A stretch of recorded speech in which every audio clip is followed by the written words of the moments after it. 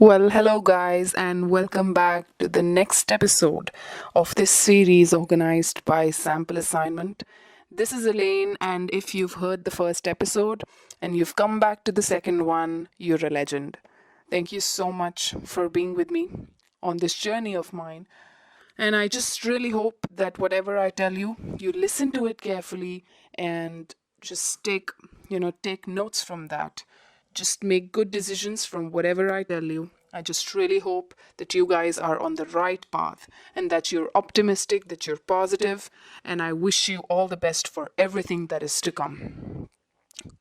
Now, a latest life update for now would be that previously I think I told you guys that I didn't find a place to live in Melbourne. However, I have found one now, and I just hope that this new home of mine would be really good. And like I said, as I said in the previous episode, I would not be a part, physically of my week zero orientation program at my university. But I just really hope to make it there when my classes start in the first week. And that's how things work. I believe I've told you guys. Now, what generally happens in the Australian education system is that things are done week by week. And I believe the culture there is also, based on a week by week process. Everything they tell you is, based on per week. So your rent per week or your classes are designed in such a manner that this is week one of your course and this is week two of your course, something like that.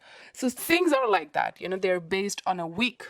And the country where I come from, it's generally a month-based process.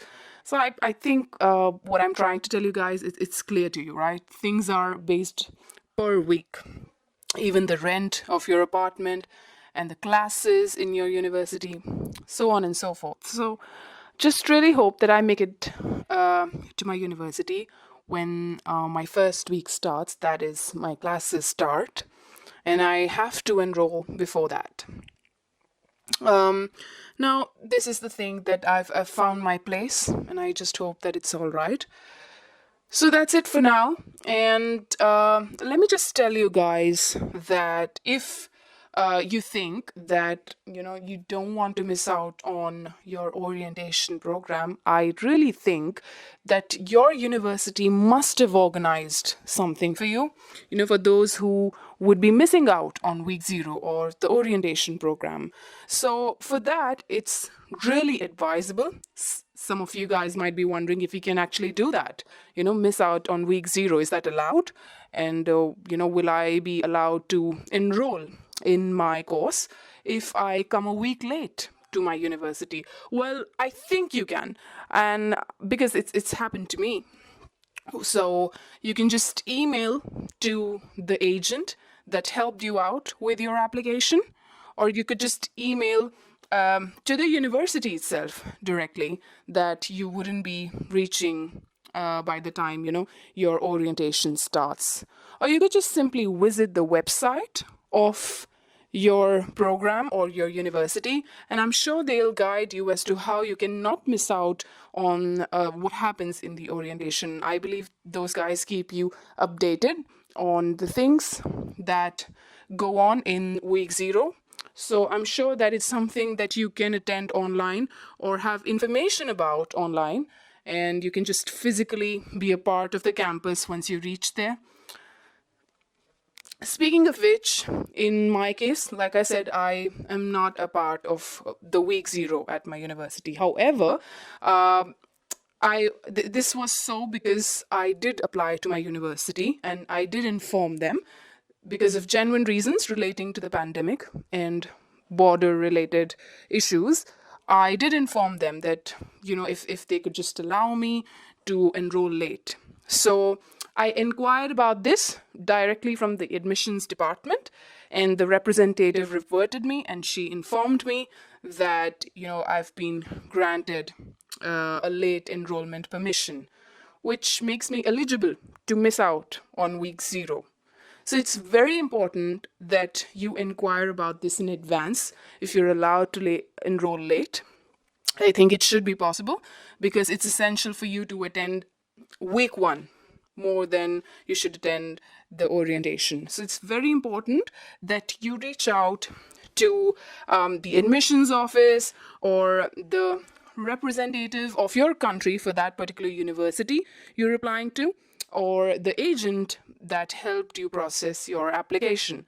So you could just email directly to the admissions office. You could just visit the website of your university to inquire more about late enrollment, or inquire about, not being a part of your week zero, or your orientation program. I really hope that those guys will help you out there. Generally, there is a chat support on the websites of universities. You could just text there and know about this from there as well. I'm sure all of these people that I just listed out, the admissions office, the representative of that particular university in your country, or your agent who helped you apply, all of them surely would help you out to know more about the late enrollment part, and if you're able to attend your orientation from your home country, like in an online manner, or just so you're updated about how things are going about. So that's pretty much it about how things will go on in week zero. I'm pretty sure that I will be giving you guys an update on how I will be enrolling in my units for my trimester 1 and what is going on in orientation. We just have to figure things out, a lot of it, and I'm sure that I can give you guys an update on how week zero goes for me. For now, I've got some information that, in my case, like I said, I've been granted a late enrollment, and I will be attending my orientation online. So what I did is that I visited. I received an email from the admissions office that it would be all right for me to, be at my university for enrollment by the first week. That is week 1. And then I visited the website, and just so to find out if there's any way I can know about week zero, and I did. The university is supportive, and just tweaked around a little on the website. And because I had a student ID, for I'm already enrolled at my university, I had the student ID with me. I was able to go on a link on the website that was essentially related to activation of my student account. And I was able to do that. I was able to activate my student account, and now I'm even able to see my student account at this point. But I'm yet to explore, and I'm afraid to explore because I don't want to do any mistake and enroll in some kind of online program, essentially because my course is an offshore course. So that basically means that I will be attending my classes offline, and I will be visiting the campus. So a lot of remains to be explored, like I said, and I'll keep you guys posted on this. So that's one thing about the orientation. Still have to figure out a lot of things. That's pretty much it about week zero. So now let's talk about something else, guys. So guys, we are now going to talk about something useful today, especially for the ones who are yet to start out on their application. And this is quite a bit information for them, and this episode too is really important for them as well, besides the ones who are already enrolled and looking forward to their orientation program. So let's go a little backwards now and talk about things from the beginning. Now, in the previous episode, I believe I told you guys about why I chose Australia as my study destination and why I've chosen this particular country for my further studies. Now, like I already told you, it's a country where English is the first language. Didn't want to go to some other European country with a different language because English happens to be my second language, and it'll be my most comfortable language if I'm doing my studies abroad. And like I said, English is a very important language, I must say, and I should be fluent in it. I should only work towards getting proficient in this language, and it doesn't make any sense for me to learn another language and then go to a country where that particular language is spoken. So these are my personal opinions. That is why that is one reason. Second reason would be that the application process of Australia is generally easier when compared to other countries. And I've detailed this out in my first episode. And third reason is that I had the means and resources to apply to this country. It is slightly expensive, guys. I'm telling you this right now. It is slightly expensive, but if you have the resources and the means, and it also depends on the length of your course, then you should definitely go for it. I will definitely say that from the research that I've done, the education system is superb, and you will be a transformed personality. This is definitely my opinion that at the end of your course you'll be smarter, you'll be independent, and you'll not only have your concepts on your tips, but you will have a practical understanding of your concepts. That I can say for sure. And this is what I've researched about, and I've researched about this. I've asked around. I've done a lot of asking around. So this is what I'm telling you, that these are the reasons why I chose Australia as my study destination. Now, the thing is that after you've chosen your country, and if you've chosen Australia, the next step is to choose your university to which you have to apply to. But before choosing the university, you should know which kind of course you are going into. And I detailed this out in the previous episode as well, that you must take the effort to analyze the courses which are present in different universities depending upon the field you wish to go into. Now, one particular field can have a whole load of courses.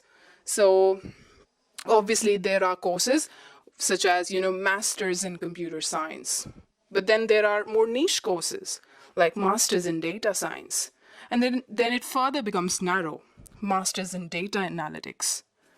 So it really depends upon what you want to study. Now, there's a course called Masters in IT, and then there's a course called Masters in Cybersecurity, and then there's a course called Masters in Data Science, and there's a course, like I just told you, Masters in IT, and then you can specialize in cybersecurity. But that course is IT, so you are going to learn about a whole lot of things related to IT. But if you specifically want to study cybersecurity, then you should go for Masters in Cybersecurity only.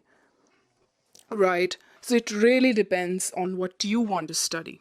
And if you are indecisive, confused, it's best for you to, take some time out to research about these courses, to compare these courses and the subjects within these courses. Now, subjects specifically are called units, and you have to take the time out to study the units given below each course. Now, you're going to see some overlapping units.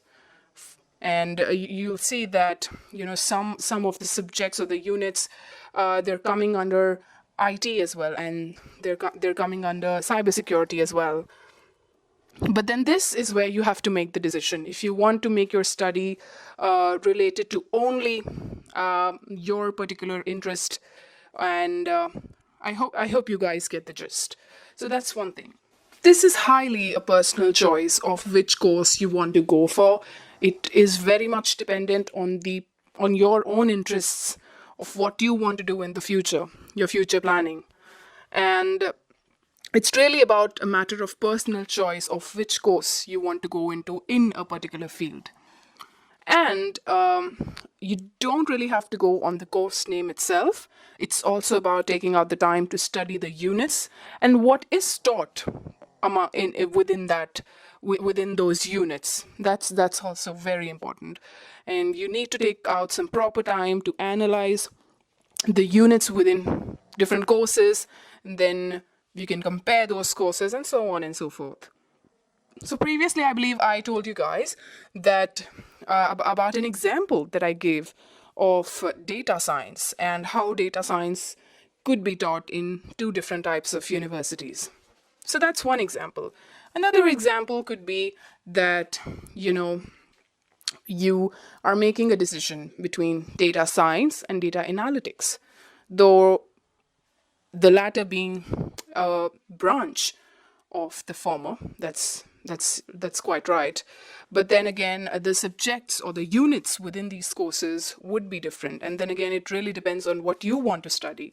And then you make a further choice. So something like this. I hope you guys get the gist. So it's very important for you to make a decision based on research. And it's not just about comparing the units within each subject. It's also about the research which you do at your own level, and that's through asking around. That's through asking people and visiting different blogs and visiting different question answer websites such as Quora. Maybe even making your own ID on Quora and posting a question there yourself. So do not be afraid to ask questions. That is what I will say. And do not think that you're asking too many questions, or you're doing overthinking. It's fine to overthink. This is about your future, so it's all right. Also, but at the same time that I'll tell you at the same time that you don't have to be stressed out, and just take things at a good pace. You know what you want to do. You know what you want, what you're good at.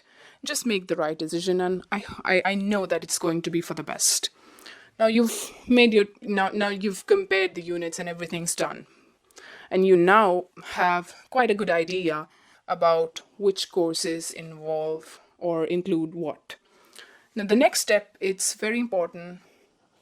You must compare the fee structure of these programs that you're wanting to study, and there can be some wide disparity amongst the fee structure, and I'll come to that later as to why that happens. Why the fee structure is so different from each other.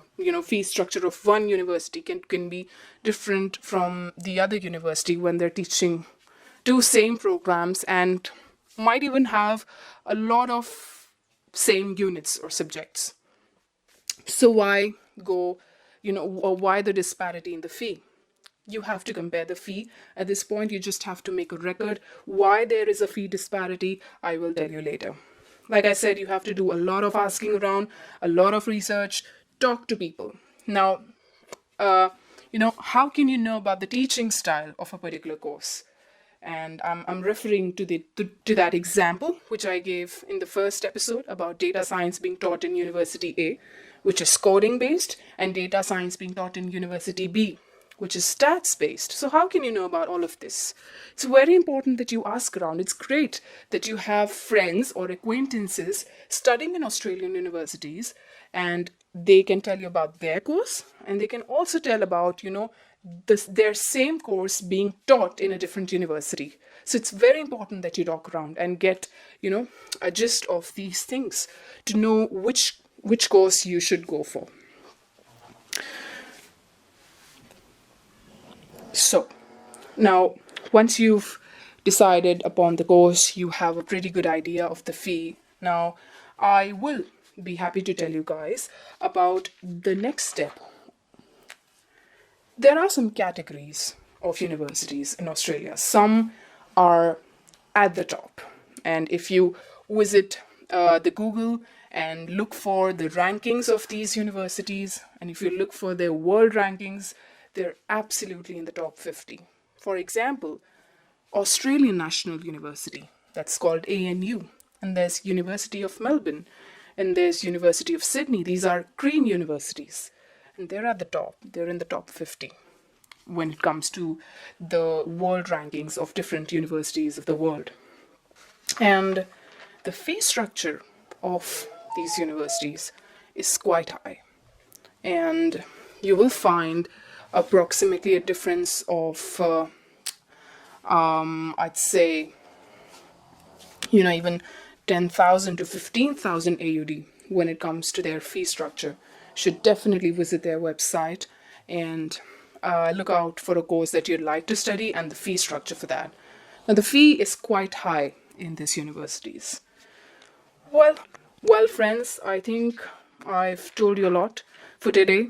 Don't want to wear you guys out. I'll surely be telling you guys about, the next part.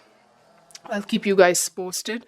I'll tell you in the next episode, we're going to discuss more about the scholarships, the different categories of universities we have in Australia, and surely we'll getting into the process of application as well. So just keep safe, be safe during this time, and I hope to see you in the next episode. We have a lot of talking to do, a lot of information to exchange. So take care, friends, and see you soon.